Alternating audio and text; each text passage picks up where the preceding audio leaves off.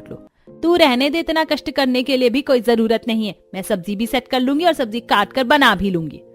चलो अच्छा है। वैसे भी थोड़े दिनों बाद जब मैं शादी करके ससुराल जाऊंगी तो वहाँ पर तो मुझे खाना बनाकर सबको खिलाना ही है। कम से कम मायके में तो जितने दिन हूँ उतने दिन आप मुझे बनाकर खिला दो।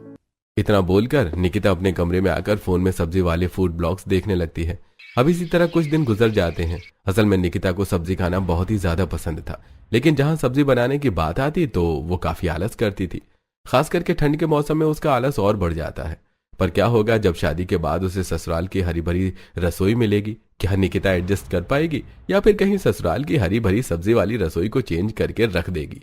तो चलिए देखते हैं। इसी तरह कुछ दिन गुजर जाते हैं। शादी करके निकिता ससुराल में आती है। दादी, बुआ, मम्मी, ये आंटी कौन है? रोहन के पूछने पर स्वागत करवाने के लिए हाथों में फूल लेके खड़ी कनिका कहती है, रोहन बेटा, ये तुम्हारी चाची हैं।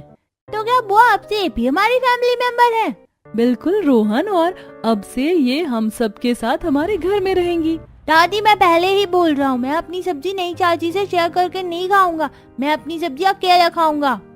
रोहन की सब्जी वाली बात सुनकर शादी के जोड़े में ससुराल के चौखट पर खड़ी निकिता को अजीब तो लगता है, लेकिन वो इग्नोर करते हुए कहती है, कोई बात नहीं, तुम मुझे अपनी सब्जी में से थोड़ी सी खाने को दे देना, बिकॉज शेयरिंग इज केयरिंग। वैसे मेरे पास आप दोनों के लिए कुछ है।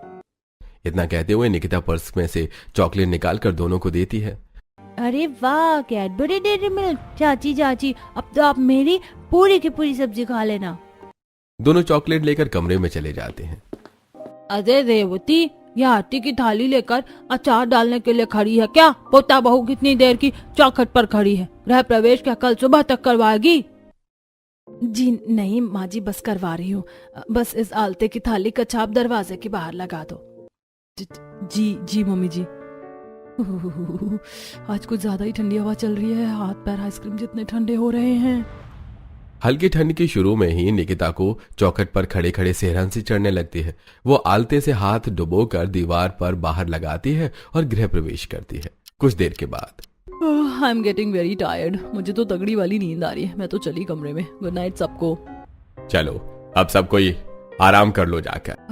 थैंक गॉड, अब फाइनली बेडरूम में जाने की परमिशन तो मिली। तब नितिन को कमरे में लेकर आता है। वैसे ये दुल्हन का लुक तुम पर काफी जच रहा है। तुमने HD ब्राइडल मेकअप करवाया था क्या? जी नहीं, बस मैं डाइट में ग्रीन वेजिटेबल्स ज्यादा खाना पसंद करती हूँ। उससे स्किन भी ग्लोइंग रहती है और हेल्थ के लिए भी काफी अच्छा होता है। फिर तो तुम हमारी फैमिली से डिट्टो मैच करती हो। क्योंकि यहाँ पर भी सभी को हरी भरी सब्जियां खाना पसंद है, स्पेशली सर्दियों का सीजन।